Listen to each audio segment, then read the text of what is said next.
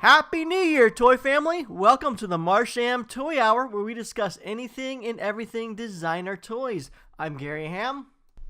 I'm George Gaspar. And no Carlos tonight. Well, he might join a little bit later, but he's actually in Mexico. And apparently they don't have good Wi-Fi in Mexico. So if he can jump on, we will add him to the call. So today I thought we might do a little bit of a 2016 reflective.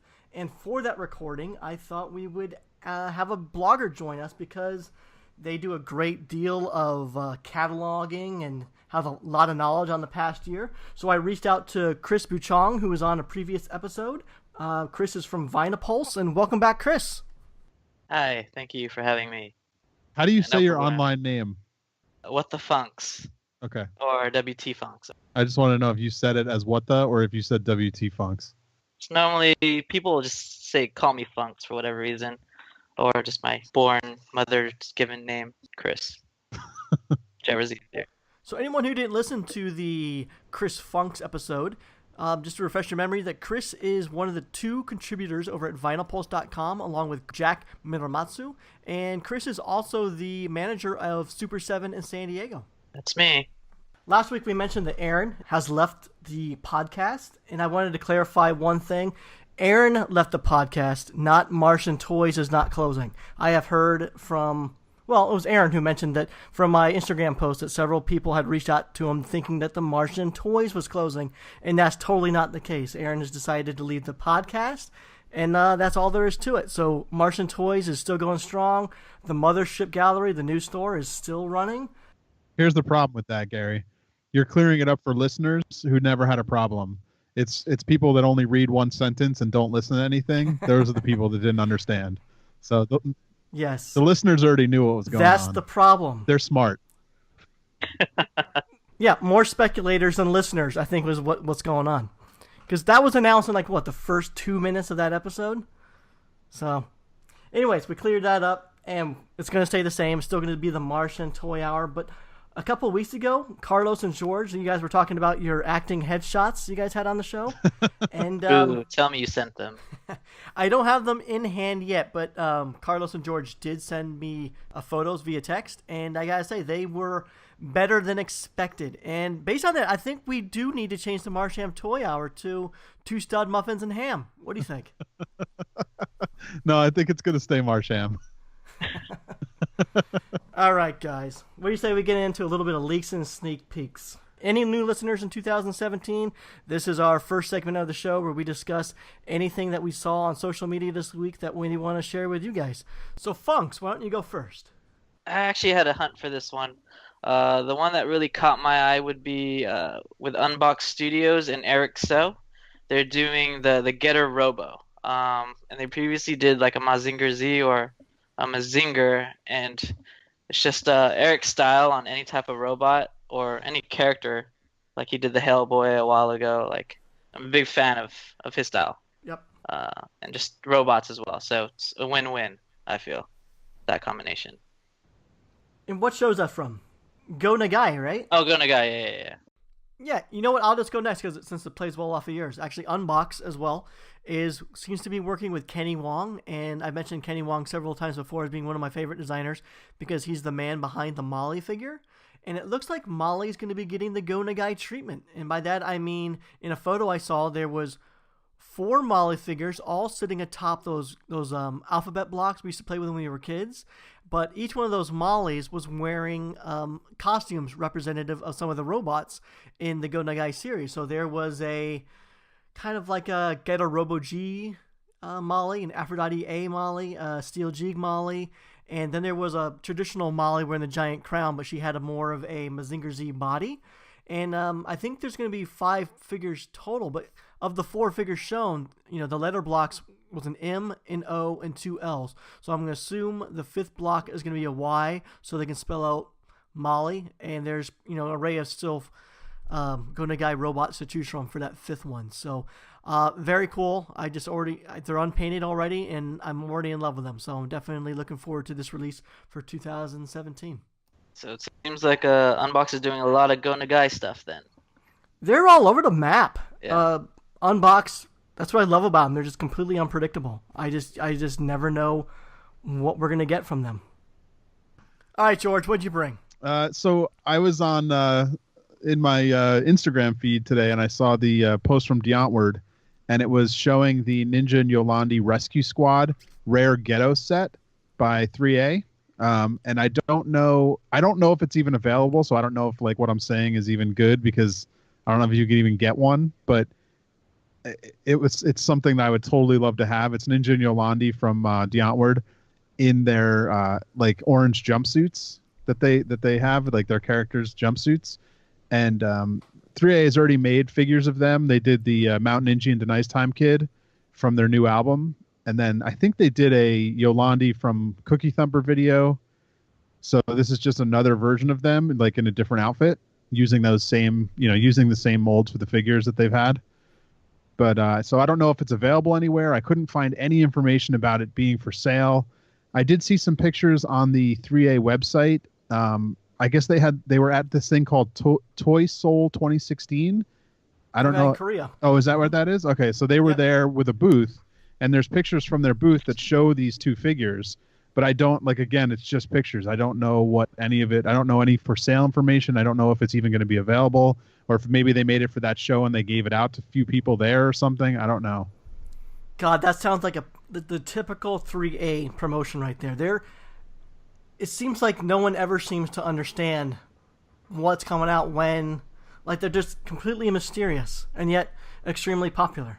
Oddly enough, someone actually came in the store yesterday and just dropped like 3A knowledge on me. I just said one thing, is like, oh, I like those Deontward toys, and then he's like, oh, I'll sell you some, $400. I was like, I don't like them that much. Like, yeah, you gotta, like, every time they post something, expect something to release 3 weeks after that, and just keep your eye. So I guess this dude really maybe knows his stuff. I'm not sure. But those figures look rad. Keep an eye out in 3 weeks from now. Yeah. But those toys look rad. Does 3A have like one of those membership forums or something like that? Maybe where their members are a little more knowledgeable as to what's going on?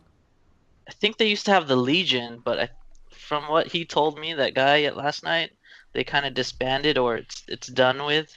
So it's just all like secret forums, I think. Secret forums, exactly. I never know much about it. Every time a release comes out, I don't know. I just never understand it. Yeah, I've tried to stop my buying of 3A. I haven't bought anything in a while. And then when these Deontward figures came out this year for the new album, I jumped and I bought them. And I have no idea when they're going to come out. I have no idea when I'll get them. Like, it's just that's the thing about 3A is you buy it and then you just like kind of have to forget about it. And then one day it just shows up. I had to stop buying because I couldn't get into spending that much money and then just never knowing what's happening. Right. No, I've always wondered about that. And, with the whole pre-order thing that's been going on lately, usually like when you're going through Kid Robot or something, they're telling you when it's going to release, next quarter or in May or whatever. At least when you're buying something from them, you know where you're going to get it. But with 3A, it just seems like everyone just kind of is okay with just forking over the money, and then sometimes it could be a year and a half before you get your item back. That's generally over a year at least, yeah. Yeah. Yeah, because they probably gather all the money first and then go into manufacturing. So, isn't that kind of what Mondo did with the Iron Giant? Got all the money up front, and then how long was it, Chris, before you got yours? About a year and a half? About a year and a half, yeah. That's how long I waited. And same goes for like the Ninja Turtles. I just finally got the Leonardo after waiting about a year. I think the Mad Balls was over George, a year too. Yeah, and then I think people are just getting them in, right?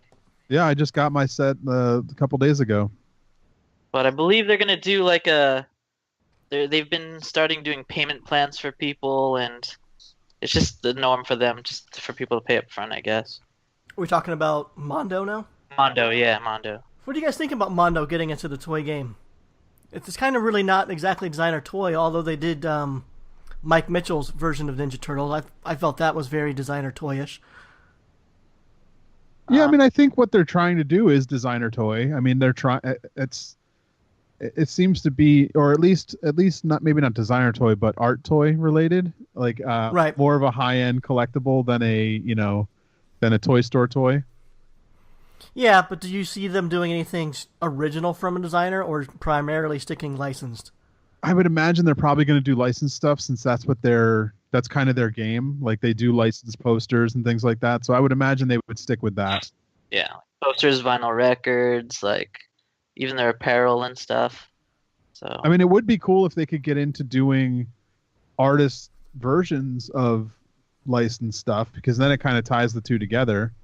That's kind of what they did with Mike Mitchell. I thought his Ninja Turtle was completely different than what everyone else did. It looked almost exactly like his art. I thought that piece was rad. Yeah, that was really cool. And I mean, that I guess technically the first turtle they did, the thing called the first turtle, where it was based on the original sketch by Eastman or Laird, whichever one did the drawing. I mean, I guess that's technically an artist version of a Ninja Turtle, right? yeah, I got that one too. I waited a while for that as well. Oh, we're talking to a Ninja Turtle nerd. I don't know who's more nerdy, and who is more nerdy in the world of Ninja Turtles between the two of you? I'll give it to Kris. That's okay. I don't need to have that title. I don't need it either. It's nothing I want to claim. So you can have it, George. My buddy, we'll say my buddy Dan is probably the most nerdy of Ninja Turtle collectors I know. Him and I were going to start a Ninja Turtle podcast earlier this year. We recorded the first episode, and then I got busy, and he's got 2 jobs, so we just never went ahead. But we have that first episode recorded. Okay, the fact that you already had the first episode recorded, you win the title of most nerdy between you two. Okay, between us two. I'm still giving it to Dan, though. Okay, sounds good. We'll have him on here one week, and he can talk Ninja Turtles with us. All right, how's Carlos doing? He's still nothing from him? Still a no-go right now. Damn. All right, well, the Wi-Fi issues in Mexico are going to have to be sponsored by 3dretro.com. Check out 3dretro.com, or if you live in the Southern California area, 3D Retro has a brick-and-mortar location in Glendale, California. Also, for all your designer toy needs, be sure to check out StrangeCatToys.com. If you use promotion code Marsham at checkout, you will receive 10% off your order. And if you've ever wanted to print your artwork or photography on beautiful sustainable wood, then be sure to check out printsonwood.com. They can take care of all your needs in that area. Also, they have a large variety of limited edition fine art prints printed on wood by a large variety of artists that you're probably familiar with. Check out printsonwood.com. You guys want to do a little retrospective on 2016? Yeah, let's get into it. Sure. All right, for each of you, you get 3 words to describe 2016 designer toys. What 3 words do you choose? Who wants to go first? Kris. All right. Well, I know what you're going to answer, Gary, and mine's pretty similar, but it's basically pins, pre-orders, and dissected. Or freening, basically. I had pins and pre-orders. I have something else for my third option, but yeah. Yeah. Dissected. That's dissected. That's a good one. And that's going to carry over right into 2017 for sure. Oh, yeah. I mean, I guess we can all say pins. I'll say that one too. Yeah. I would also, and I know this is cheating because Gary, you sent us the 3 you were going to say. I'm going to build on yours, which was you were going to. Well, why don't you say your 3 and then I'll go on to that. Okay, my 3 was going to be pins, pre-orders, and resin bootlegs. Yeah, I would definitely say, and I would maybe not even resin bootleg, but I would definitely say resin production for sure. Oh yeah. So yeah, I would say pins, resin production, and I maybe even Japanese vinyl. Just that seems to be one that everybody jumped on this year as well, or at least tried to. Right. Yeah. Yeah, for sure. Any adjectives to describe 2017 besides just what we just did? No. Was it awesome? Was it boring? Was it? I mean, this year, are we talking designer vinyl scene, or are we talking in general? Because we can talk about celebrity death and how this was a terrible year for our generation of celebrities. That's for sure.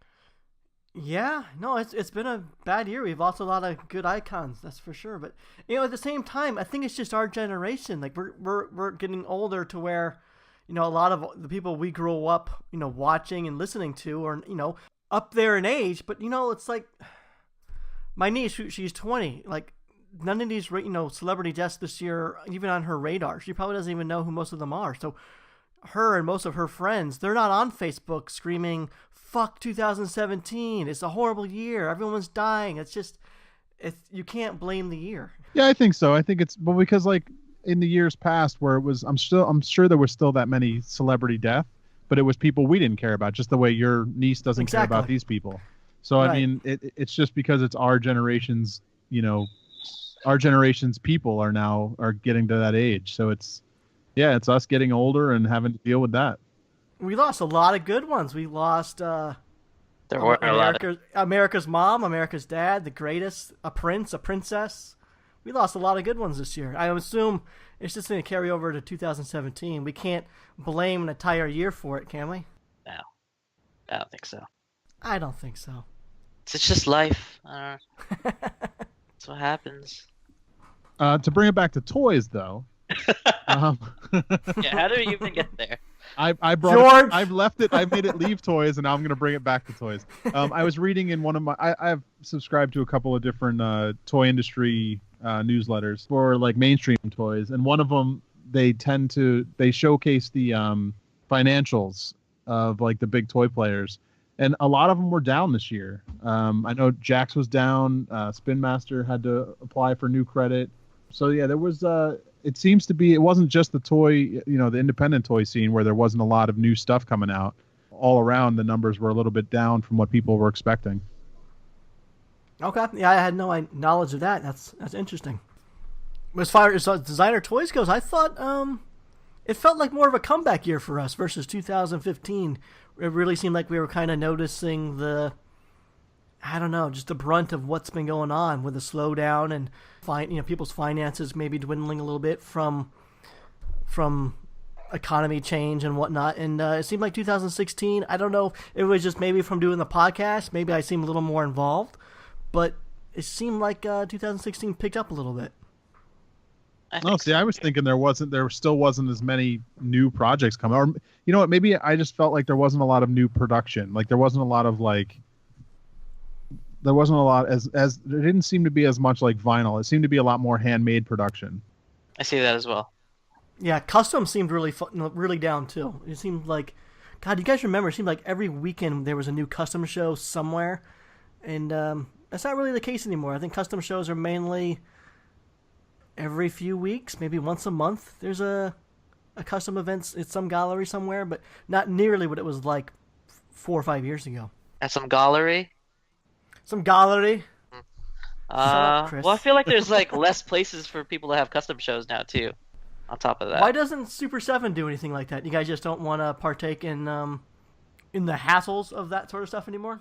I don't know. Like they used to do it at the old Post Street store. That's been like years.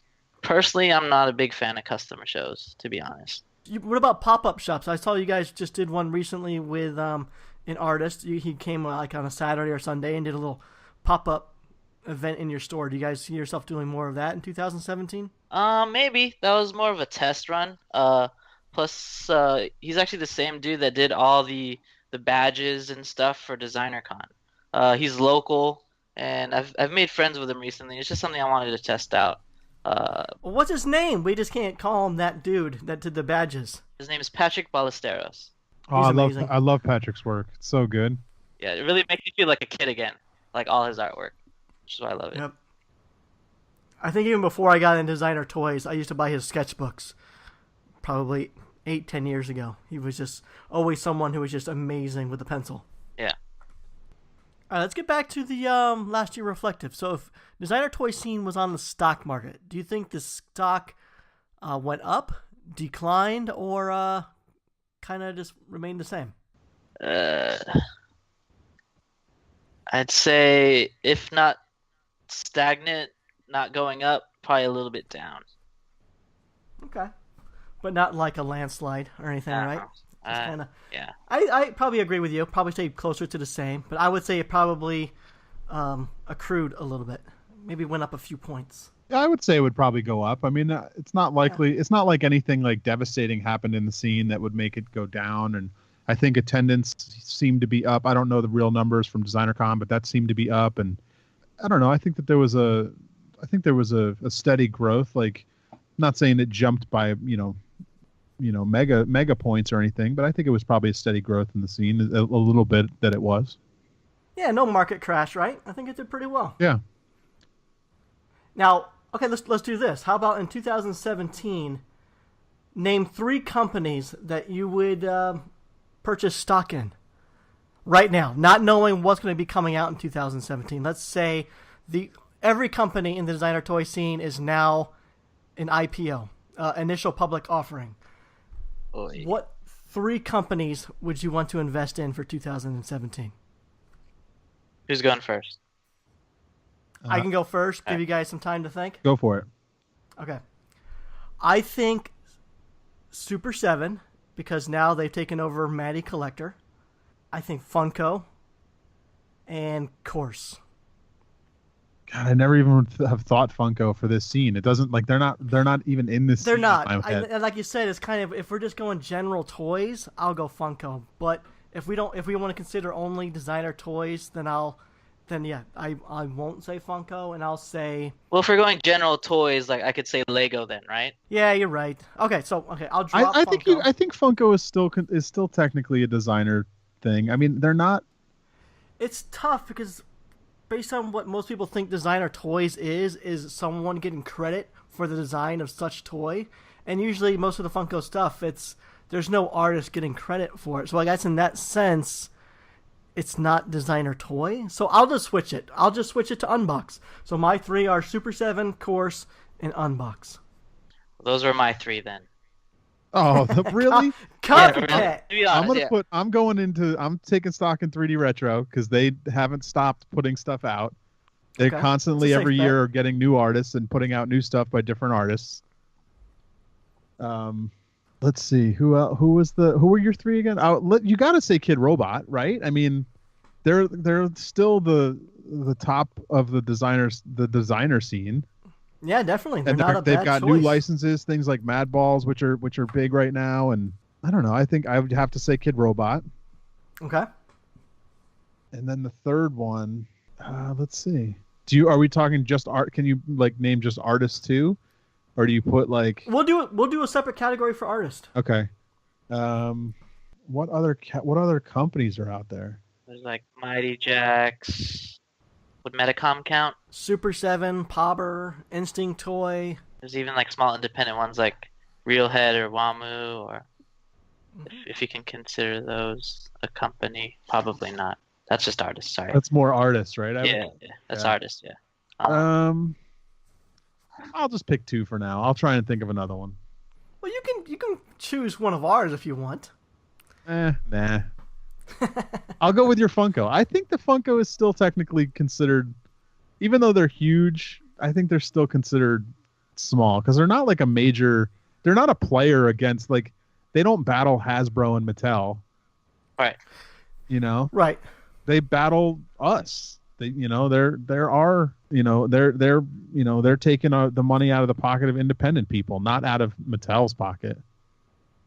See, I don't even see it that way. I almost feel like they're just their own category. Got to be somewhere. Yeah. In between everyone else, right in the middle. Yeah, they're just doing their own thing. It seems like. I'll choose. I mean, they're definitely in the licensing world for sure. The licensed toy realm for sure. Yeah. Is there any company that's kind of a designer toy right now that's going to be doing? Do you foresee doing more licensing? I know it seems like a lot in 2016. It seems a lot of companies started doing a lot more licensing with Ninja Turtles, Mad Balls, and whatnot. Do you see licensing being even more sought out in 2017? Well, I mean, look at Super 7. They seem to be going full steam at it. Yeah. Like even Unbox has a bunch of licenses. Yeah. Mighty Jax seems to be doing it. With the Freeney stuff. Yeah, with I all the feel like everyone's superheroes. dabbling in licenses. Like. I think you pretty much have to. Yeah, that's because they're realizing if you want to be a company that makes money, you have to sell licenses. Yeah, if you want to make art toys, if you want to still remain profitable and be able to have some money to take a chance on art toys, then you should definitely have some licensing in your portfolio. You gotta line that wallet with some licensing. Actually, I'll put some stock into Mondo, that we talked about earlier. Okay. Pick Mondo. Who are you dropping? Who are you dropping out of the 3? Ooh. I'll probably drop Unbox. I think they're all good. It's like you said. Why Kid Robot should be in my top 3, but I just felt like, yeah, it's tough. I have to really. Okay, let's switch to artist. What 3 artists would you invest stock in for 2017? Well, if you don't say Freeney, you're crazy because everybody seems to buy all of his shit somehow. Yeah. I'm gonna go with Scott Tolson because I dig his stuff and I think that he seems to be able to design something for any field, any kind of style. He can pretty much nail. Be it cute or a little bit darker or anything in between. And I think Skinner's always got good stuff, but I think I'm a bigger fan of Alex Pardee, so I'll say Alex. Okay. And now that he's got his name back and free from the other people that he used to be working with, I think he's going to do a lot more stuff this year. Oh, I didn't know he had a hang up somewhere. I didn't know that. Well, he just had a lot more people involved in his company, and I think it's back to being just him now. So I think he's free to do more that he wants to do without a committee having to have a say in it.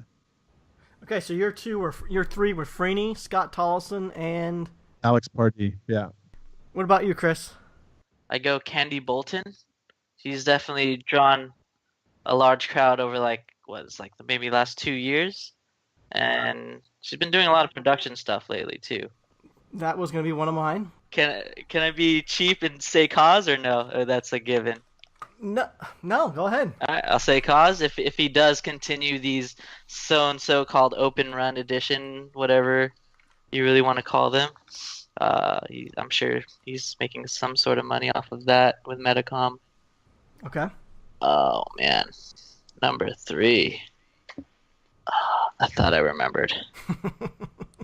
It's not easy. I swear. I could pick so many people, and narrowing it down is tough. Yeah, it sucks because there's only 3, and you want to name everybody. Yeah, you want to name a bunch of people, right? But this is your investment portfolio. So if this is just the 3 who you want to start out with. Yeah. And I'm sure the listeners are probably racking their brains about how did we not choose this person, but So let's make this the listener question of the week. So in the comments section of our IG profile, let us know what 3 artists or 3 companies you would invest in for 2017. Can I get back to you with one more? Or after you go? Why don't you just go ahead and cherry pick off of me? Maybe not. Okay. Go. So Candy Bolton for me. Paul Kaiju. And just because Paul, I swear to God, everything he releases has people waiting in long lines, for a lottery just to win the chance to purchase his stuff. So I can't not pick Paul. And then, man, the third one is tough. And it's just mainly because I think some of the people that are some of my personal favorite artists, I just don't know what they have coming out next year. And then I know what some other artists have coming out. Yeah, you know what? Based on that, I'm going to have to go with Brant Peters. Okay. It seems like he's got, he's in with Kid Robot. It sounds like he's got another miniseries coming out. He's got stuff in the works with Unbox. He's going large scale on some stuff. So Reelhead and Reelhead and I think even Mutant Vinyl Hardcore. So it sounds like he's got a lot of things going on. So I'll pick Brant. Yeah, you said one of my good ones too that I just forgot. I was gonna say Paul Kaiju, but got it. I'll say Mutant Vinyl Hardcore then. All right. He's really up there too. So everyone loves his stuff. Oh, I hate this. Designer toy stock market is tough, but it's just like the stock market. You never know what to invest in, what to buy, what to sell, when to buy. It's tricky. This whole designer toy stock. This whole stock market thing is just weird in general. It's tough. This was your idea. I know. Just because nobody helps me concept anything for the show. That's true. I totally did not do anything. But to be fair, I was traveling this week. Uh-huh. And I didn't want to. So. Exactly. So if this show sucks, it's all on me. I'll take full blame. Fair or enough. you could just blame me for traveling. Yeah, you're banned from traveling next year, George. Or you could take the Tyler Aaron route too and just bail altogether. Just quit the show. We'll see. We'll wait for that announcement next year. Next year's really close, so. Anything can happen. Okay, so do you guys have any predictions for 2017? What do you think we're going to see more of? Well, hopefully we see less of the same of two companies putting out the exact same product. Let's go for less of that. Dissected Bugs Bunnies for next year? Yeah, let's have no more dissected Bugs Bunny. Yeah. Feel free to dissect all the other characters that you're gonna do. That's fine. We'll get some dissected Luke Chews out there. Some I don't know. There's got to be anybody else who sells something. They're gonna dissect eventually. So we'll fine with that. But let's just have one company at a time. Can we? I agree. I think we're going to see more licensing. We're definitely going to see an influx of conventions next year. And I've already made this call once before, but I think pins are on the way out, and here come pennants. 2017. I don't think you're ever going to make pennants a thing.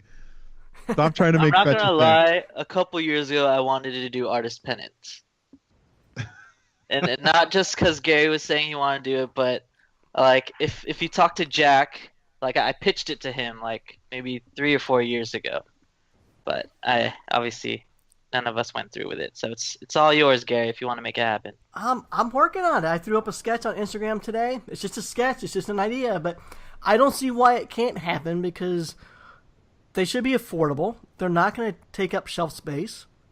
Something you could put on your wall behind your favorite collection. So let's say you collect, I don't know, Funko or Kid Robot. Why not have a Kid Robot pennant? Wouldn't you want that above your Dunny collection or something? That was a part of my pitch. Exactly. Or something that you could take to work. Maybe your workplace doesn't allow you to cover your entire desk in toys, but we all have cubicle walls that can use a little life. Why not put a pennant on a wall or something like that? And they're easy to store, and you can switch them out. They roll up. You can put it in a really thin poster tube. Very easy to ship. I'm assuming I haven't looked into it yet, but I'm assuming it's not going to break the bank to produce. Are you going to make that pennant, Gary? I don't know if it's going to be that particular one, but I think you should make it. And did you see the first? Have you been back to your page since? Did you see the first comment? The guy said that would make a great. That guy said that would make a great enamel pin. Okay, yeah, no, it probably would. You're over it now. Whoever Blamamus is, I give him credit. That was a funny comment, and I like it. You know what? I like the design. I like the pennant. I like the way it looks on your. I like the way your design came out. Yeah, thanks. I mean, it's just a sketch, but I think if I played with it some more, I think I can probably make something work. I don't know too much about pennants. I'll have to look into it, but I imagine it's screen printed. In some cases, I have seen embroidery done on pennants, so I think it's something I'm definitely going to look into. But I'm not going to do it for just any unknown thing. I think the Wooper Looper has a pretty good fan base. There's a lot of Oxalotl collectors out there that are outside of the toy world that would be interested in an Oxalotl themed banner. And there's always my character Hermes. I think I'm not going to say safely produce that, but that has a pretty good fan base as well. I see. Kickstart it. Kickstart a Wooper Looper pennant just to see if you can get it going. Yeah, just to see. I say if it does well, I can see other artists with an established character or brand. Why not do it? You know what I would like to see? It would be designer squished pennies. I don't know what that is. Yeah, what's a squish penny? You know how like when you go to theme parks, you could put like 51 cents in. Oh, okay. And you squish a penny with it has like a picture of the Eiffel Tower on it or whatever, and then there's the. Yep. I want to see designer squished pennies. Okay. I mean, imagine how cool it would be. Cost a penny. Imagine how cool it would be if you went to Designer Con and there was a machine out front when you check in, and there's 4 different, artist design pennies that you could get each year. And then it's like who wouldn't buy that? I'd buy those. I'd buy it if it was a penny. How much does that still cost? Is that still the cost of a penny? It's 51 cents. You put 50 cents in and your penny, and you get your penny back. Squished. Okay. It's not a bad idea. That'd be cool. And you get to crank it yourself. Yeah. Yeah. I always love what Rotofuji was doing with the Moldaramas. The Moldoramas. I remember going to the zoos, and they would have several Moldoramas. Yeah, but that machine's a nightmare. It sounds like a motorcycle. You can't run that thing in the shop all day. I heard it's kind of dangerous too, right? In terms of melted plastics. Well, I think they just break a lot. I think they're very they're not strong machines. I think a penny machine you'd have a little bit easier time with. I just don't know where you get the dies for them. Yeah. Yeah, I just thought that was cool. I think they've only done the one thing, the one Tim Biscuit Dragon, but I picked up a couple colorways of that. I really liked that every month they were spitting out a new colorway. Thought that was cool. It is. It's a great idea. I don't know if they ever did more than that, but I have one too. I got the one they brought to Comic-Con a couple years ago. It was a yellow one. All right, George, I'll do penance. You do smash pennies. How about that? I'm going to leave it to someone with more money than me. I don't think I'd be able to afford making smash pennies. I'll look into it though. You're going to have to sell a lot of smash pennies to make it up at 51 cents a Maybe piece. I'll kickstart it, and I'll kickstart the die for the smash penny machine. Let's see what happens. I think if either smash pennies or penance really take off this year, it's going to be a big surprise. And you know what? Speaking of a big surprise, what was the biggest surprise of last year, do you think? Like, what happened that made you think, like, whoa, I did not expect that? Let's see. Biggest surprise. I don't think anything's like really like, oh wow, like made me stop in my tracks and be like, oh wow, that just happened. Okay, was there something that came through that you forwarded on to your friends because it was so that you thought it was a big moment? A big moment. Okay, for me it was when Roto Fuji mentioned that they were having some tough times. Like, that was shocking to me because I felt they're definitely one of the the premier stores in our scene, and I just always assumed that they were just killing it. They were going to the big conventions and had a great retail location out there in Chicago and tons of releases and whatnot. And for them to send out that email was really shocking, but a lot of really good conversation came out of that email from Kirby and and Whitney from Roto Fuji. So, but yeah, that was a little shocking for me.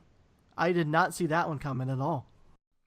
Okay, Kris, you're up. What was your most shocking moment of last year?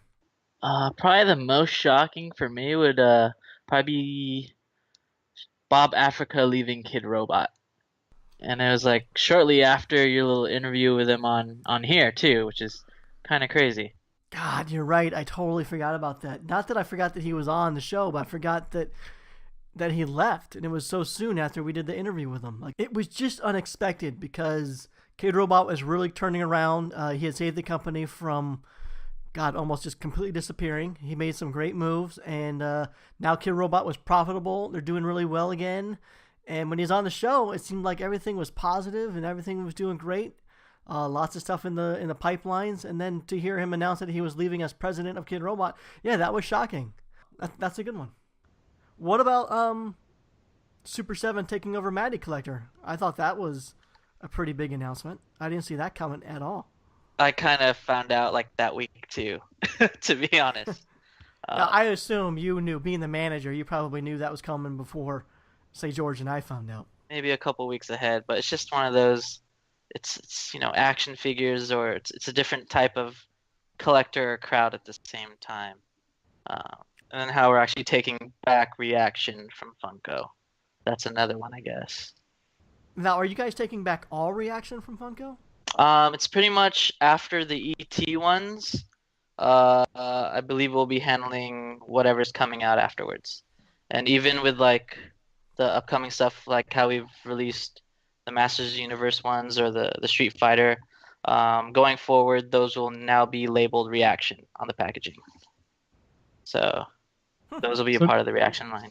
Now, is Funko still handling all the production, the way and the sculpting and all that, or how does that work? I believe it'll be back to us. We'll be basically taking back the reins. That's what I believe, though. I could be wrong.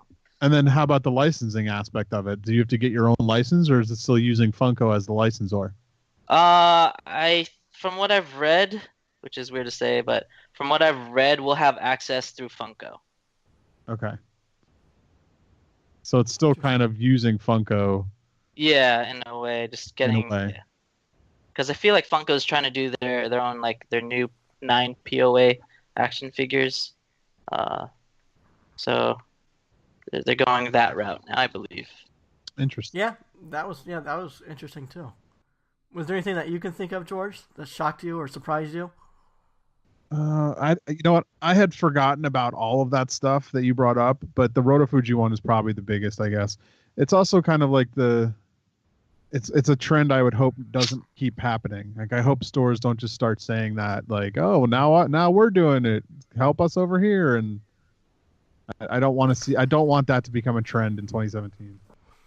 Yeah, no, I know what you're saying. That's what was shocking about it too, because usually when a store or online shop or whatever is struggling, usually the first sign of it is sales. Usually, you start seeing the 20% sale, the 30% sale, then they'll go deep with like just overstock. But I don't recall seeing that with Roto Fuji at all.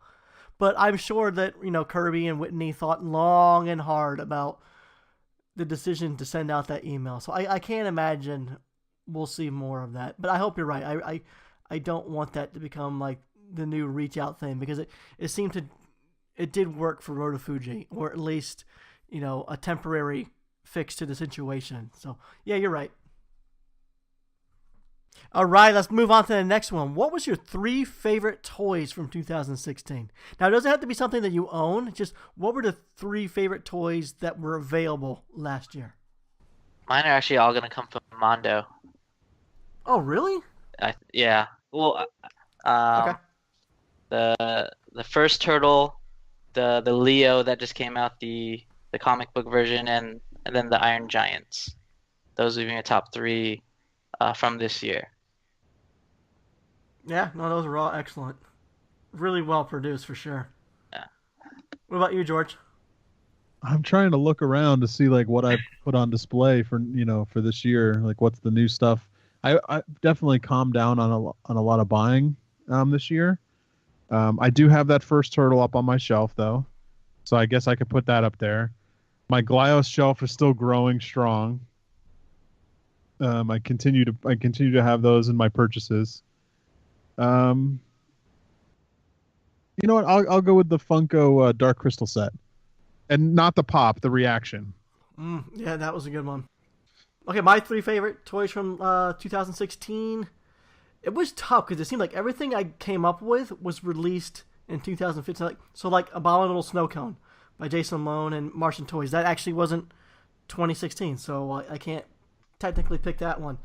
So the Murguro Senpai, the tuna that was kind of like filleting himself. Yeah, that's a good one. That was that's from Mame Mayoshi. So that was definitely one of my favorites. And so that Meguro Senpai was their first release, and their second release is also going to be my second pick, the Master of the Giant Claws. I thought that piece was incredible too. So Mame Mayoshi is going to take the top 2, and then my third pick is going to be Last Day of Autumn Vinyl. It was a collaboration between Amanda Vizel and Course. And I believe that, see, here's the thing with that one. This was tricky too, because it was first shown in 2014. Pre-order went up in 2015, but I think people didn't start receiving them in hand until last year. So those are my 3. I forgot I bought that. How do you forget you bought a $400 and something item? It's still in the box in my room somewhere. Must be nice, Daddy Warbucks over there. I just don't have space to display it, unfortunately. God, you're dropping money on Iron Giants and Mondo releases and $400 Last Day Autumn vinyl pieces. You're doing well, friend. I guess I'm wasting money. What was your 3 favorite purchases of 2016? So I started buying Mirage Playmates Teenage Mutant Ninja Turtle toys again. So I guess you probably see a trend going on with me. So I've been enjoying buying like a bunch of loose toys. It's basically getting back into the toys I had when I was a kid. So I also picked up some like old Ronin Warrior toys. Those, oh man. Do I need a third? What's the third one? No, you don't need one. No, okay. So probably those. Just be what was your favorite purchase? Yeah, probably those. It's just one of those that brought back a lot of memories from a childhood. So Ronin Warriors and Teenage Mutant Ninja Turtles. Okay. What about you, George? I'm gonna think while you go. All right. So I did not do a whole lot of purchasing this year, but I did pick up the Baby Byron that was done by T9G and Shoko Nakazawa. I think those pieces are amazing. I picked them up in the Vinyl Artist Gotcha series. I think it was Series 6. And for anyone who doesn't know, that was the one that Don Datadub, he was mentioning that over in Japan, it just seems like the Byrons are just constantly in production over there. And basically, they just look like little mini kaiju-styled axolotls. They're just awesome. So that was probably my favorite. And actually, another great one I picked up was the Karoshi-san from Andrew Bell. I picked up the Area 51 version. That was another favorite, too. Oh, nice. All right, George, you're not off the hook yet. What's yours? All right. Well, I think at DesignerCon, I because I was selling off a bunch of old stuff, I decided to use some of that money and buy like one kind of thing that I would never normally buy. It was a little bit more expensive and out of my comfortable price range. But I bought that. I don't even remember what it's called. It was that mushroom fungoid man. Fungoid, yeah. That sounds familiar. Yeah. By Skinner and Wonder Goblin. And I bought the fully painted one. It was an edition of 10. It's a resin piece. It glows in black light. It's probably like, I don't know, 10 or 11 inches tall, something like that. And it's freaking awesome. Like that I'm definitely happy with that purchase. I still haven't taken it out of the bag yet, but as soon as I get a nice place to display it, it's going to be going up at some point. Cool. All right, guys, do you guys have a favorite brand or company for 2016? Brand or company? Honestly, I can't say that I did. It kind of felt like it was just a mixed bag. There was like no real one standout for me. Yeah, it seems like more like, oh, this company put out one thing I liked, or just all around. Yeah, exactly. Is that a scrap-worthy question? I think there was a lot more independent production this year. So it's hard to say like what, because a lot of people stopped using companies to put their stuff out and they just started doing it themselves. So it's kind of hard to nail it down to like one company that's been putting out a bunch of stuff, Was there an artist that you purchased a lot from last year? Someone that was doing stuff that you really liked and you supported? Or maybe you didn't actually buy their stuff, but was there an artist that was doing a lot of great stuff that you felt was maybe the artist of 2016? I don't know that I would say artist of 2016, but an artist that did some stuff that I really liked was, and this is going to sound stupid because I helped sculpt it, but it was the Jim Mafood, like his version of Star Wars figures. They did a Luke and a Vader came out this year. Okay. And I know I sculpted it, but even if I didn't sculpt it, those would have been two that I would have bought because I love Jim Mafood's work and I love to see it translated to 3D. So that's definitely one that I really liked. Yeah. That's a good one. What about you, Kris? Oh, man. Like, if I had more money, I would have given a lot of money to Amanda Vizelle with all her little resin releases. Dude, you're like picking my brain. That's exactly what I was going to say, too. I even felt that last year's Designer Toy Awards that she should have been at least nominated for. She's been doing so much. Like, it seems like every month, one or two mini micro run series of a new resin character or something. Mm-hmm. She's been doing a lot of production. So yeah, definitely. Plus she had I don't know if it was 2016 or 2015, but she had the minifigure series. She had the Scaredy Labbit, and I think she had several, maybe not several, but did at least one thing with Course last year. She did a lot of production last year, so I think she's definitely worthy of Artist of the Year for 2016. All right.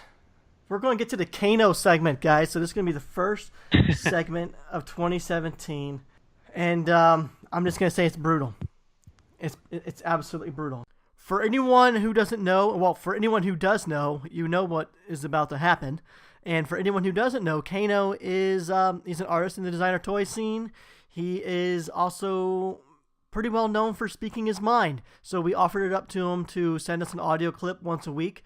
And he's just going to dish out some truth as he sees fit. Rather than keep teasing it, here we go. Yo, this is your boy kaNO'd. I'm here to drop a couple of lines for this little segment. Gary Ham hit me up. He's got a man crush on me, and he can't keep my name out of his mouth. So, I don't want to break the kid's heart anymore, being that he's like a Make-A-Wish Foundation kid. So here I am dropping some bars. And I gotta say, for the first time I do this, I gotta kind of call him out.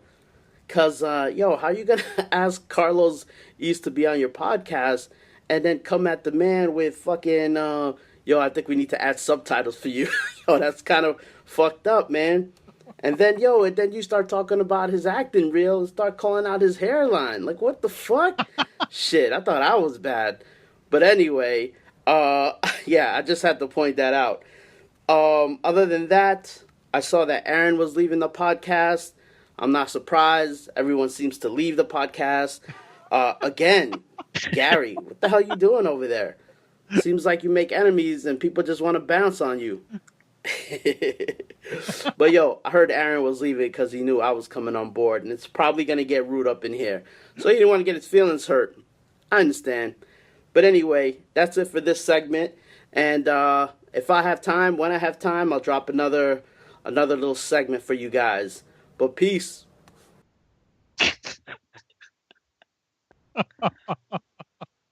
Oh, man.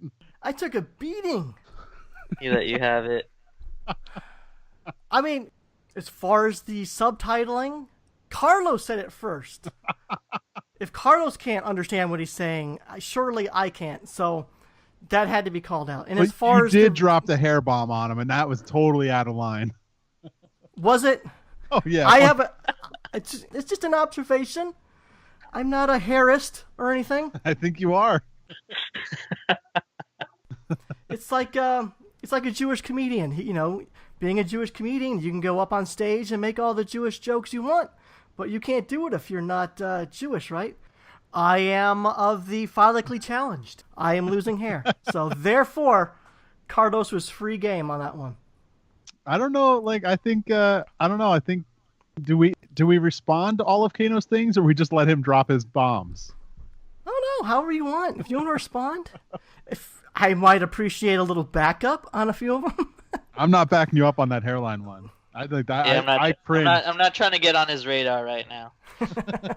You opened this door. door. No, I can take a beating. Have at it, kaNO'. I'm free game. I don't know if the other guys can take it, but I can take it. Bring it. He's just going to keep going on you for the whole year. Why not?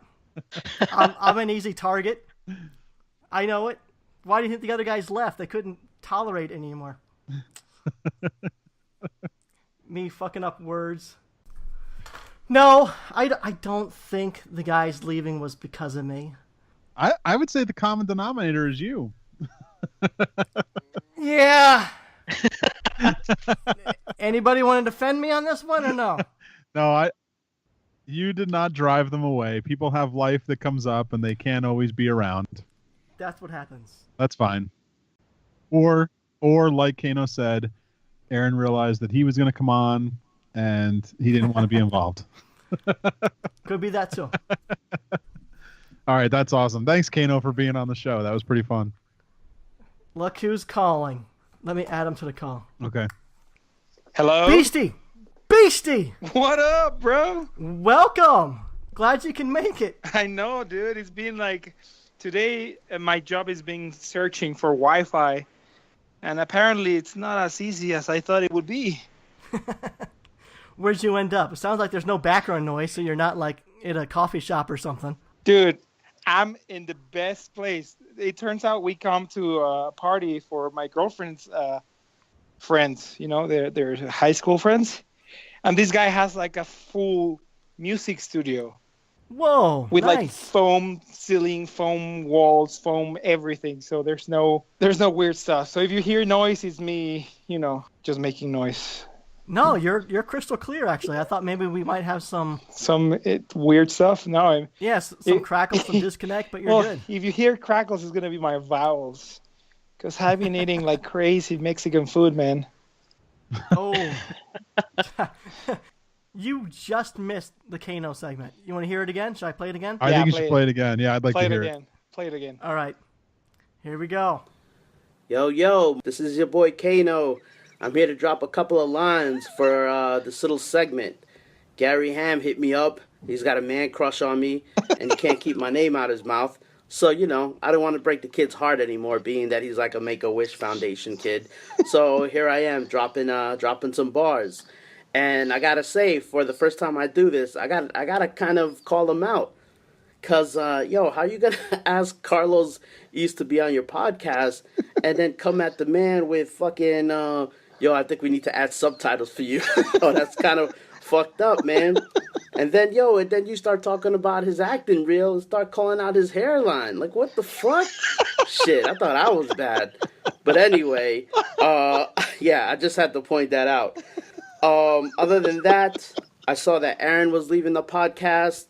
I'm not surprised. Everyone seems to leave the podcast. Again, Gary, what the hell you doing over there? Seems like you make enemies and people just want to bounce on you. But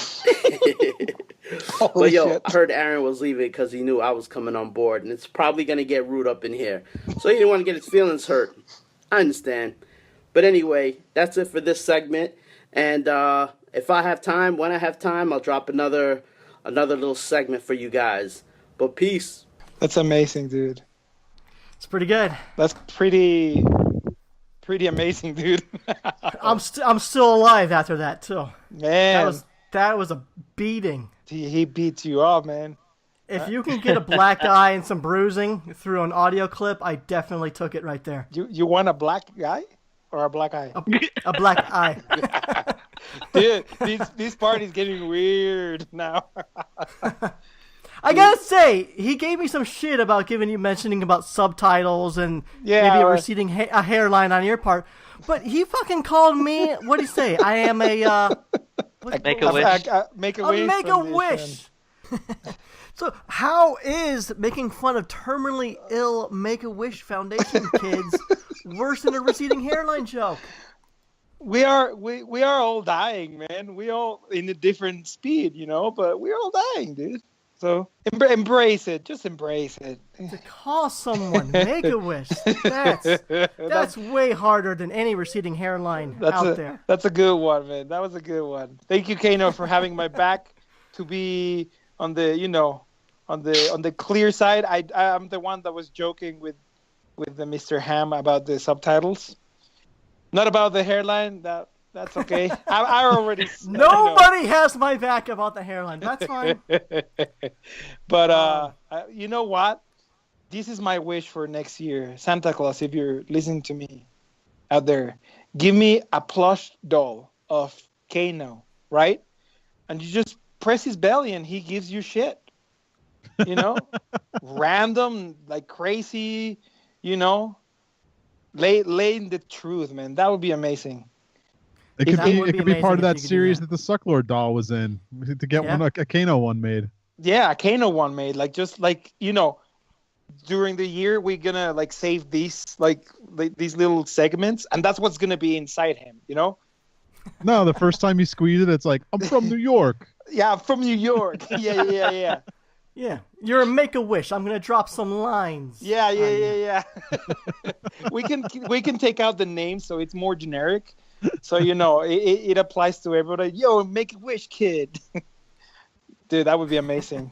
Before you get on, I was explaining to the guys that because I don't have a full, luscious, beautiful, thick head of hair, I too am losing some follicles. That this was all free game. A few hundred, you might say. See, that's what makes it worse, Gary. Though, is because as a guy who's losing a little bit of hair, you should know the hurt that comes when people point it out. Oh, see, you should know the insecurity and the hurt that comes. I'm not laughing, right? I'm not laughing. I'm crying right now.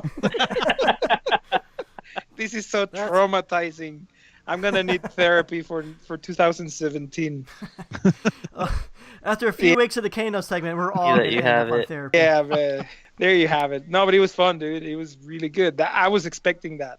You knew where you were when you play with fire. You knew what you're gonna get, man. So. Oh yeah, I fully expect he's gonna bring it every week. I feel like he was being a little tame. I think to be honest, he was being a little tame. Just He's embrace it. Back. Yeah, he was holding back. Embrace the scars that were left within the bookshelf of your heart. The bookshelf of your heart. Yeah. Yeah. No, it was good. You gotta be on your toes, man. That's gonna be good. I'm looking forward to it. It's gonna be a fun year. If he can keep it up. Should it be like a absolutely. roast though, where like the people can defend themselves and like retort back at Kano, or is that just too much? No, you know what? Um, Let's do these, Gary. Like at the end of the year, everybody that got a hit by him can do Oh, like man. a little lie, you know, and it's like a special like where everybody can defend themselves. I could do kind of that. like that he could just talk shit and no one can say anything back. Yeah, I like that. Or that. I love That's that. fine too. I vote for They just tough have to shit, take no- it. It's a Yeah. nice safe. just gotta It's a take nice it. safe space where he could just say something and he doesn't have to worry about anybody Yeah. saying anything back. Yeah, very savory, very nice. So is that what we're gonna do? We can make the decision right now. Nah, let's keep it like that. Nobody can say shit. He's the one that Nobody can say anything. Nah. It's protected. Yeah, he's like endangered species. He's Oh man. protected. There's only one Kano left in the world. Thank God. Yeah, let's protect him. Let's give him like sanctuary. All right, but at some point we do have to dish it back. Maybe we could do a roast A little bit, of yeah. Kano episode. That'll be fun. Yeah, that'd be good. I'm down. How are you guys? Good. You missed quite a bit, actually. I was looking at my clock and like trying to find Wi-Fi. It's impossible, dude. Everybody has Wi-Fi, but for some reason my Skype is not working. My phone is giving me crap. So it's like finally I found a nice room. Actually, it's like very, very, very well isolated. Well, it's a good thing you ended up going to a high schooler party and found an audio room to work in. I don't I think know, that's dude. what he meant. I don't think he's at a high school party. Yeah, I think you got it a little bit like off. It's my girlfriend's friends from high school. Okay. Yeah, I'm not just the old creepy guy like just bouncing in random like parties. Hey guys, do you got some Wi-Fi? Can I got some of your? You got some Wi-Fi? I got my doggy here. You can bet my doggy. There you go. Chamaco. Yeah, Chamaco's here taking a nap on me. Dude, he's being weird. Like, we're here in Mexico. We've been having some crazy adventures here, man. He went horseback riding and seeing the butterfly sanctuaries, and it's been crazy, dude. He's living a better life than I am at the moment. He's living the life, dude. And he's got like this Nice. guy carrying him around in a bag. How awesome Nice. is that? That's pretty awesome. That's, He's you know, he's jet setting and everything. Is he gonna Yeah. go bootleg toy shopping? Oh, dude, I this time I'm not gonna have time, but I'm coming back. I think next month, and definitely I'll take orders. I'll take some orders from you guys. I can get you. Wait, you're going back next month? Please just book the room that you're in right now for next month. I was. How long do we have you for, Carlos? What do you mean? Me? All night. Yeah. Everybody's partying. Well, I downstairs. didn't know if you wanted to go back and answer some of the questions that we have already done. Yeah, why not? Shoot it. Okay. I didn't You guys want to re-record the whole segment, or No, No. just edit. We'll edit him in, and you can tell, like in the beginning, you can make a note that we went back in and edited him in or something like that. Yeah, or just like okay? with your magic of editing, you can just like splice me in, like, hey guys. Yeah, let's just add a couple extra hours to Gary's weekend. Okay, sounds good. What else do you have to do? Come on, this is your life now. We are your Oh. life. We're the voices in your head. We're not. I real. will be the next person to leave this podcast. And then we're All right. fucked. So don't edit him in. Why don't we just add it now? It'll be a lightning round of Carlos's answers. Yeah. Sounds good. Too. That's easier. You Yeah. ready? All right, Carlos, you ready? Sure. But Chris, you're still getting your lightning round. Okay, fine. All right, Carlos. Action. You can only describe the designer toy scene in 2016 in 3 words. What 3 words are they? Bootlegs, resin, and Sofubi. Okay. We pretty much kind of said those too. Nice. All of them? If, not in a particular order, but one of us said each of those. Okay, nice. Yep. If the designer toy scene was a stock, do you think the price increased, decreased, or remained the same? I think it remained the same. It fluctuated a little bit up, a little bit down. You know, a bunch of people doing cool stuff, a bunch of people doing crap. But at the end of the year, I think we're in a good spot. Like we're in a good place to to keep on doing cool stuff.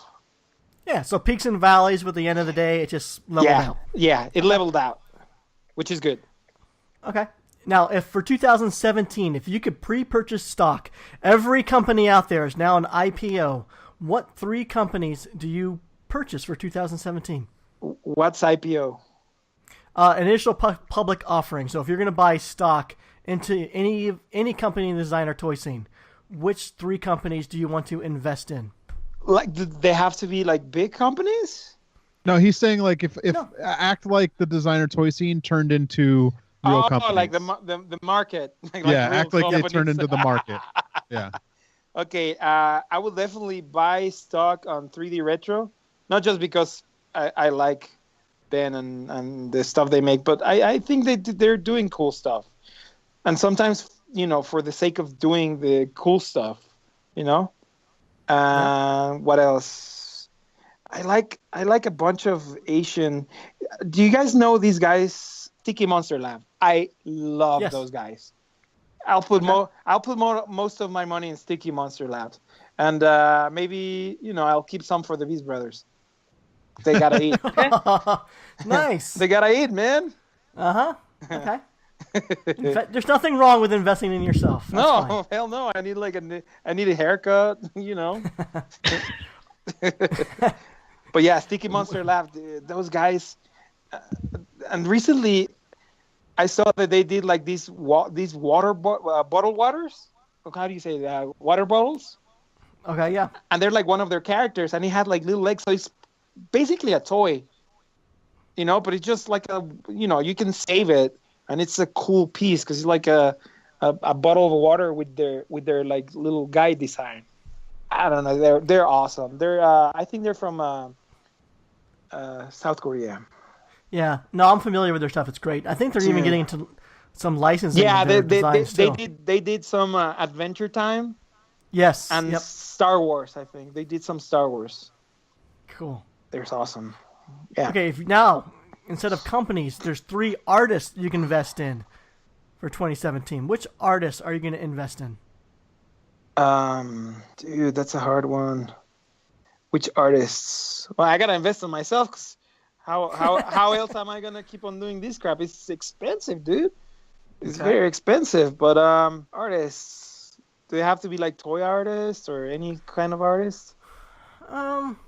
Preferably toy, but if there's someone outside the toy realm that you really want to invest in, have at it. You know what? I don't know that we can go outside the designer toy realm because it's like my whole entire list would completely change. Yeah, well, like you know what? There is one artist in particular. Cool. She's on the fringe of designer toys, and I think she's going to start doing a lot more designer toys in the future. Mav Graves. I would invest all my money into Mav. She's incredible. Yeah. You know what? Mav Graves, it's a good one. I think Mav Graves would be awesome to invest. Hope she's getting better because she got an operation. Yeah. Could have a good recovery. But yeah, definitely. I've seen a lot of this stuff because at Mana we make some stuff for another company that has worked with her. What is it called? Beautiful Squeak, or they had a booth in Designer Con. Yeah, you're talking about Bitter Squeaks. Well, yeah, she's done some cool stuff that I've seen lately with resin collaborations. Okay. And I also like this artist called Miss Monster. Oh yeah. Melita. Oh my God, her stuff is so awesome. She makes like these amazing helmets, and she fluctuates between like prop making and toy making and resin casting, and I love her stuff. Her stuff is really amazing, and it makes it look so simple for everybody because she's just slaying like new stuff all the time, dude. Like if you see her Instagram, it's like new stuff all the time. She doesn't stop. It's very, very inspirational. But yeah, Mav Graves and Melita, Miss Monster Mel. Is her Instagram. Yeah, those two. Put my money on those. What do you think was your biggest surprise of 2016? Biggest surprise in 2016?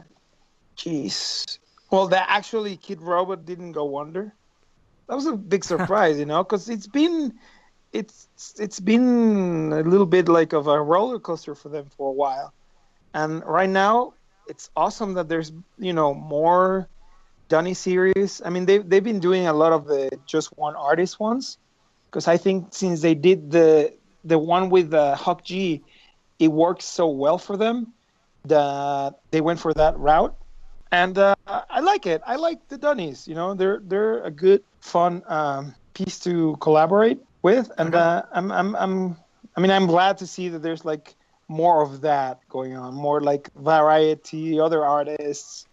Because sometimes the companies just get, they're working with the same artists, and it gets boring, for the collectors, because it's like, how much, of this guy or of that guy can you get, So, right, because you're tapping into their one audience when you're kind of neglecting neglecting a like broader audience, the biggest audience. So that was a surprise. It was good. I mean, they had a good year the year before, but this year they seem a little bit more with their presence in Comic-Con and Designer Con and all these conventions. So it's pretty cool. It's pretty cool to see that people are keeping their jobs, which is awesome. Nice.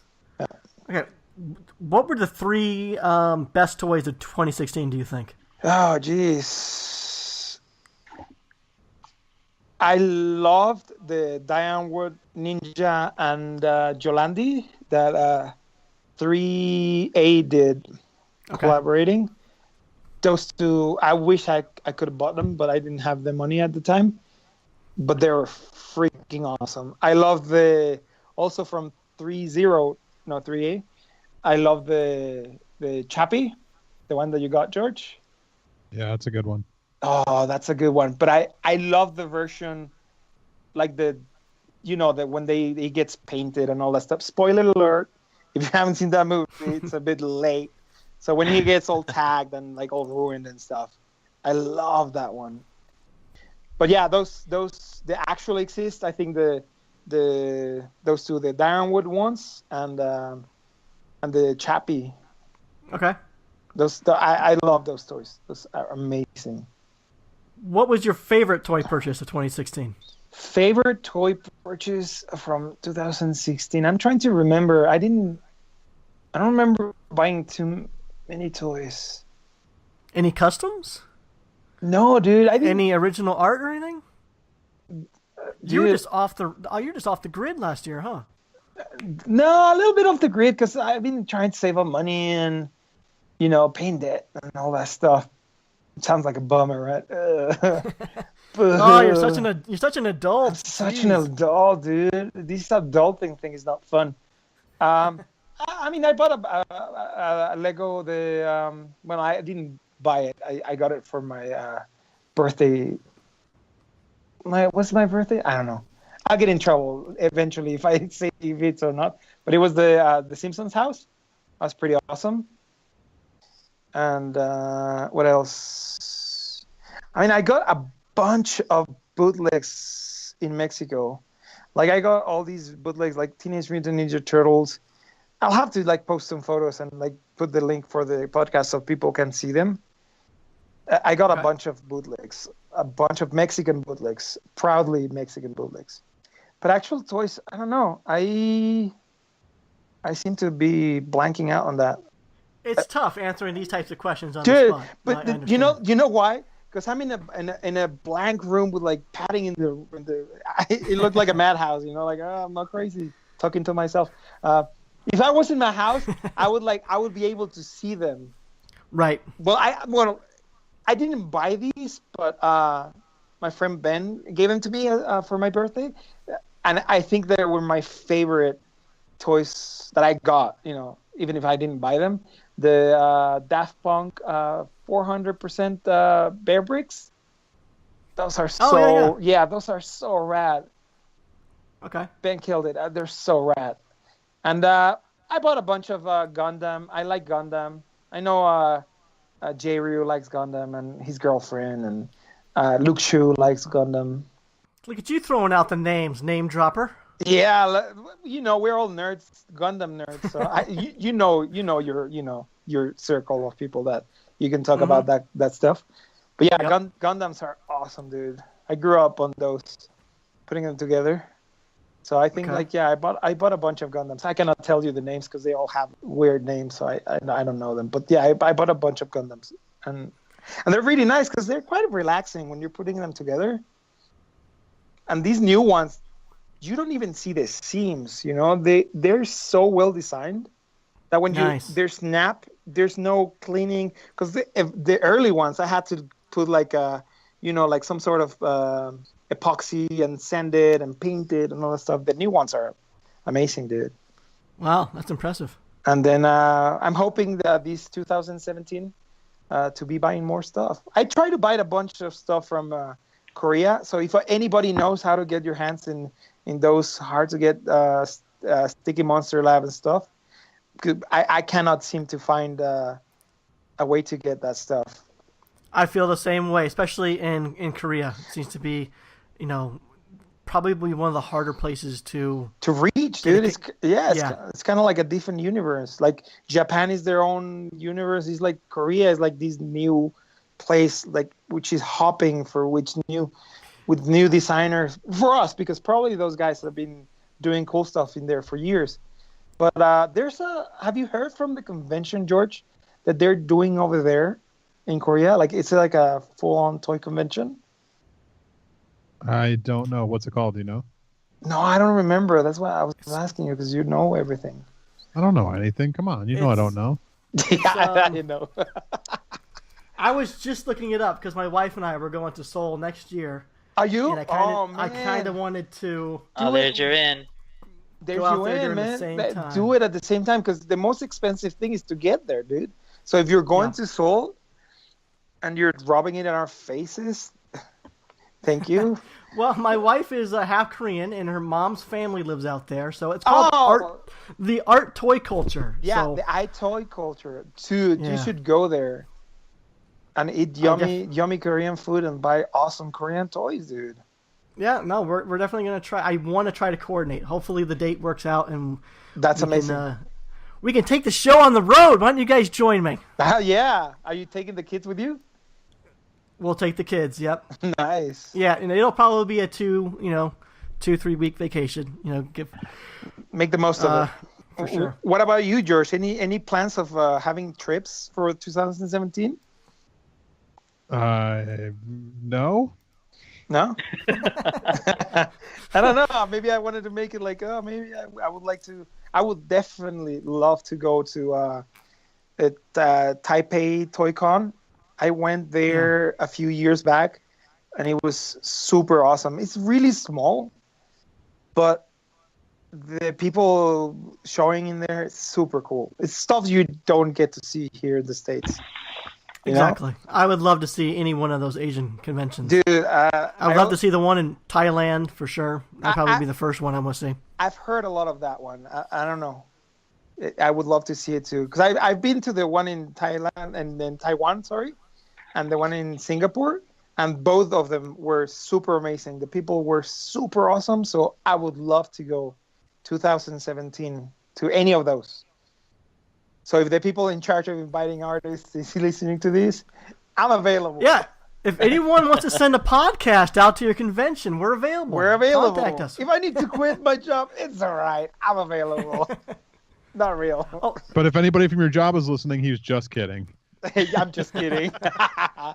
Oh, speaking of which, we'll add this into the end of the kaNO'd segment, but for anyone who wants to send in a question or leave a comment or just want to hear how terrible your voice is over the podcast, feel free to call us. We have a telephone number now. It's 480-420-9823. 420?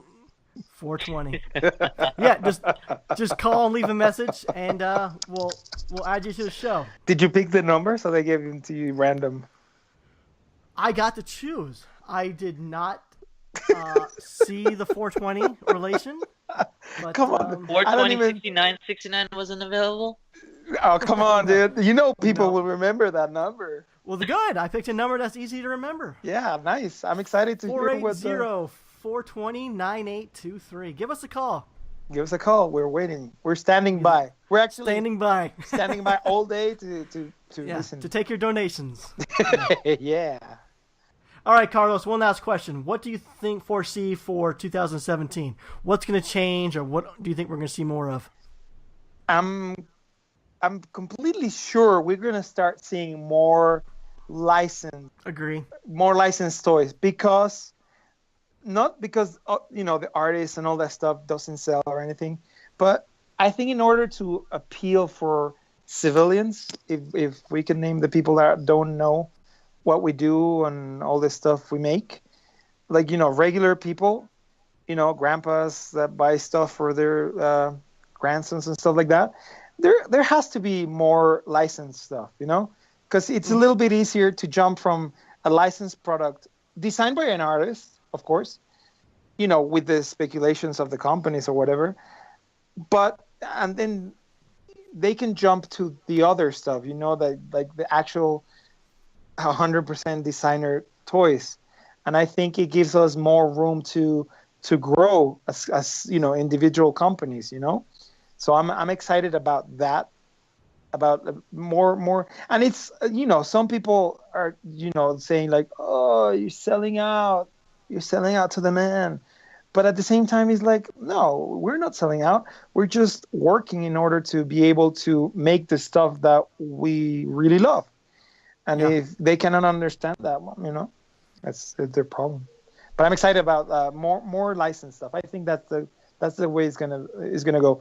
And I'm excited to see if the licensees allow for their property to be kind of like clashed with the designer that is working on it. You know what I mean? Right.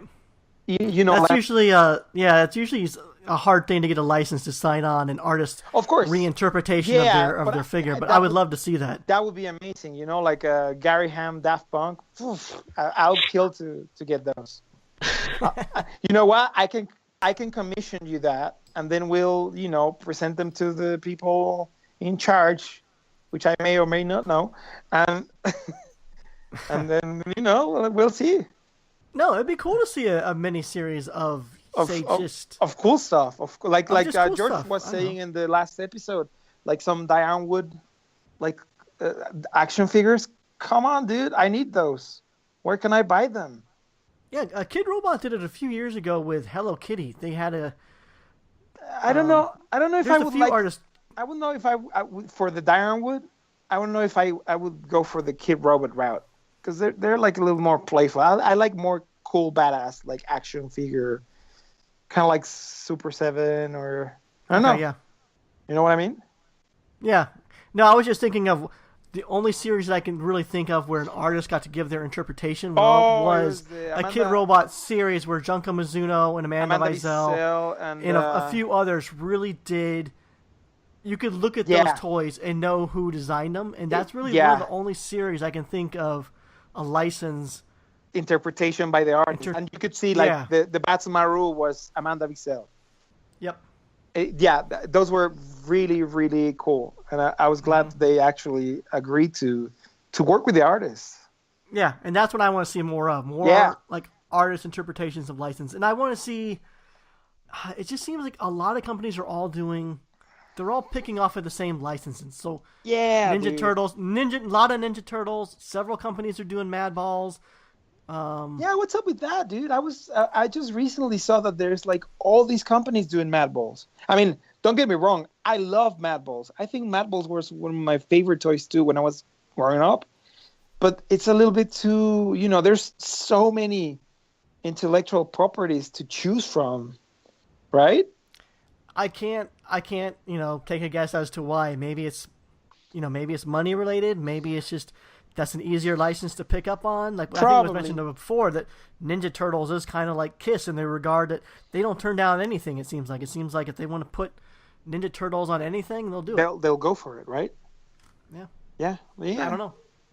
Yeah, I would like you say, I would like to see more of the collaboration interpretation from the licenses. I agree. I would love to see that.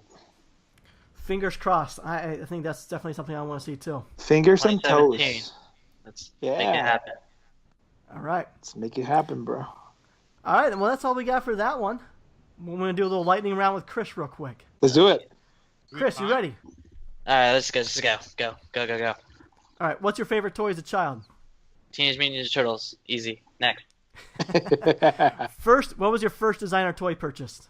Series 3 Dunny, Blind Box, Tokidoki. The camo one. That was my first Okay. designer vinyl figure. Okay. Out of your entire collection, what would you say is most prominently displayed?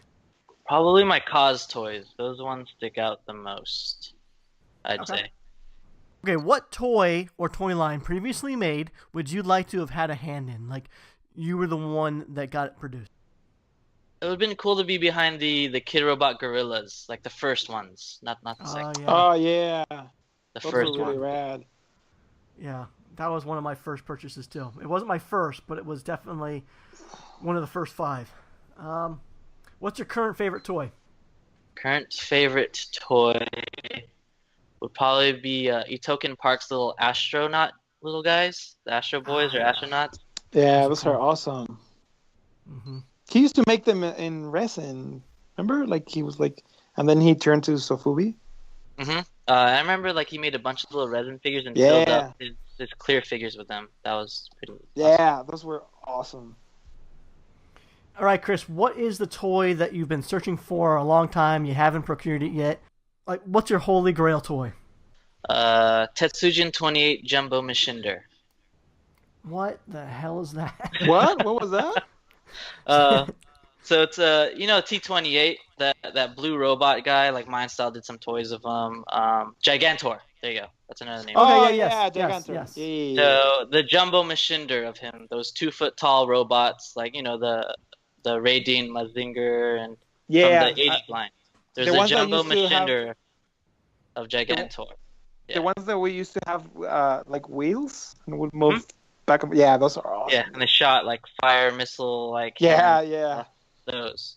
But there's a Jumbo Machinder of Gigantor, and he's actually my holy grail that I'll probably never get because he's the price of a car or a down payment on a car. Wow. All right, Chris, Super 7's giving you the reins to contact any licensing out there to produce a toy, a minifigure run, whatever you want. It's free game. Which license do you go with? This is gonna sound terrible just because of the conversation that was just had, and it's almost an obvious one for me. Teenage Mutant Ninja Turtles. Come on. What hasn't been done that you're looking forward to seeing? It seems like it's all been done. I feel like I can't say it or else someone's gonna steal it. I have to keep my mouth shut and just cross my fingers. All right, we'll keep it short and sweet. We're running against the time here, but thanks for everyone coming on. Definitely looking forward to 2017, a whole new year. Let's do this. And, why don't everyone take a brief second and let everyone know where they can find you. Let's go with Chris first. What the Funks on Instagram. That's WTFUNKS, or Vinyl Pulse, or Super 7 San Diego. Carlos. You can follow me and my brother at the Beast Brothers on Instagram. And of course, you can always follow good old Chamaco at My Name is Chamaco if you're not following him already. And I'm not. Yeah, you're not, but I know you creep. I know you look at the photos. Yeah, I do. I know that. You're a creep. But Chamaco, closet Chamaco follower. It's okay. True. It's okay. George, where can people find you? Come join me on Facebook at George Gaspar. Just look me up on there. All right, I'm Gary Ham. You can find me at Gary Ham on Instagram or superham.com. This has been the Marsham Toy Hour. Until our next transmission, we're signing off. Bye.